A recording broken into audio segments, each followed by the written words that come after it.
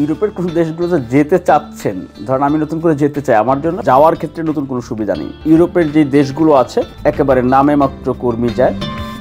আসসালামু আলাইকুম, মিরাজ হোসেন গাজী সকলকে স্বাগত জানাচ্ছি প্রবাস তথ্য কেন্দ্রে।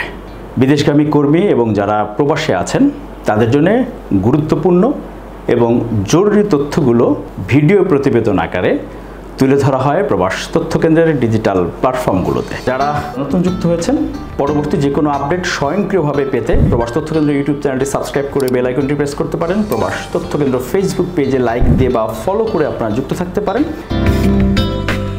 প্রবাস তথ্য কেন্দ্র আজকের এই পর্বে থাকছে ইউরোপীয় ইউনিয়ন এবং ইউরোপীয় অঞ্চলের বিভিন্ন দেশে বাংলাদেশ থেকে যে কর্মী বন্ধুরা যান বা বিভিন্ন ভ্রমণ ভিসা বা স্টুডেন্ট ভিসা অথবা প্রফেশনাল ক্যাটাগরিতে যারা যান, তাদের মধ্যে বেশ কয়েকটি দেশ, অধিকাংশ দেশে আসলে দিল্লিতে গিয়ে অর্থাৎ ইন্ডিয়া বা ভারতে গিয়ে সেই ভিসার জন্য আবেদন করতে হয়।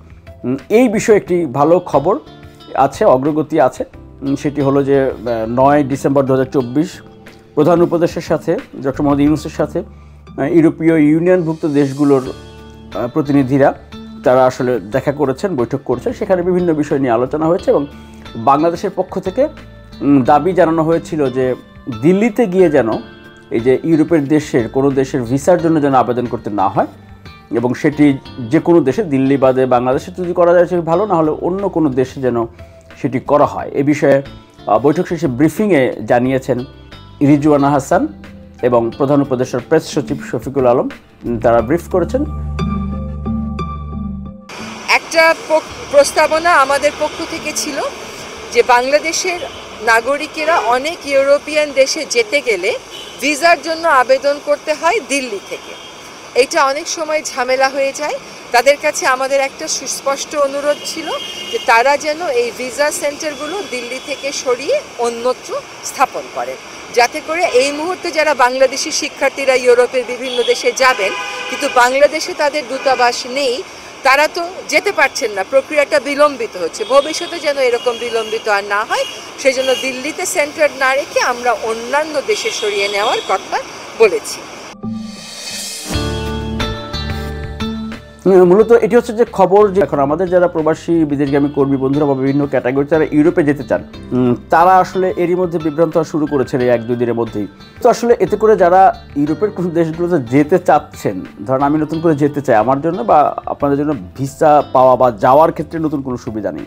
মূলত আপনি যেই দেশে যাবেন চাকরি নিয়ে বা স্টুডেন্ট হন বা ট্যুরিস্ট হন, প্রথমে হচ্ছে চাকরি নিয়ে যেতে চাইলে ওই দেশের কোম্পানি থেকে আপনার কাছে একটি অফার লেটার আসবে। মালয়েশিয়ার ক্ষেত্রে হচ্ছে কলিং ভিসা, সৌদি আরবের ক্ষেত্রে ওকালা হয়ে যেই ভিসাটি আসে প্রথমে সেটি, ইতালির ক্ষেত্রে যেমন মূল অবস্থা।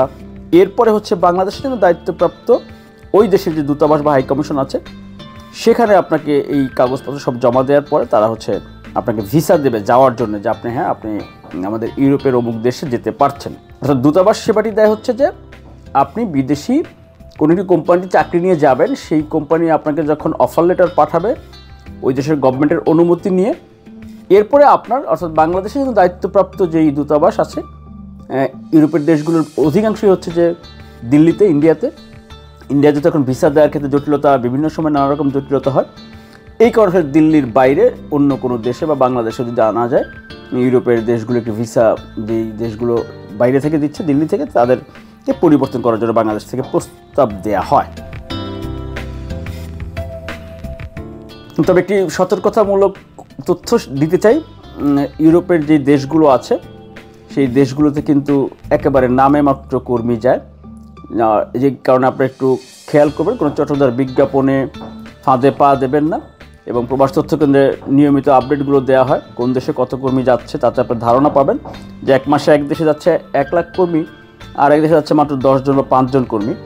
তখনই আপনি বুঝতে পারেন যে এই দেশে আপনি যেতে পারবেন কিনা বা কতটা সহজ বা কঠিন। এটা একটু খেয়াল রাখবেন দয়া করে। প্রবাস তথ্য কেন্দ্রের এই পর্বে ছিল এটুকুই। পরবর্তী যে কোনো আপডেট স্বয়ংক্রিয়ভাবে পেতে প্রবাস তথ্য কেন্দ্রের সাথেই থাকুন। আর অবশ্যই আপনাদের প্রিয় এই ডিজিটাল প্ল্যাটফর্ম প্রবাস তথ্য কেন্দ্রের ইউটিউব চ্যানেলটি সাবস্ক্রাইব করে বেল আইকনটি প্রেস করে রাখতে পারেন। ফেসবুক পেজে লাইক দিয়ে বা ফলো করেও যুক্ত থাকতে পারেন। টুইটার, ইনস্টাগ্রামেও আপনারা প্রবাস তথ্য কেন্দ্রের সাথে থাকতে পারেন। আর প্রবাস তথ্য কেন্দ্র মোবাইল অ্যাপ আপনার স্মার্টফোনে ডাউনলোড করে হাতের মুঠোয় রাখতে পারেন। বিদেশগামী কর্মী এবং প্রবাসী বন্ধুদের সকল আপডেট তথ্য এবং জরুরি তথ্য খবরাখবর। বিদায় নিচ্ছি মিরাজ হোসেন গাজী প্রবাস তথ্য কেন্দ্রের এই পর্ব থেকে। আল্লাহ হাফেজ। আপনি কি বৈধভাবে কর্মী হিসেবে বিদেশে যেতে চান? আপনি কি রেমিটেন্স যোদ্ধা হিসেবে প্রবাস জীবনযাপন করছেন? আপনার জন্য প্রয়োজনীয় এবং জরুরি সকল তথ্য হাতের মুঠোয় পাচ্ছেন প্রবাস তথ্য কেন্দ্রে।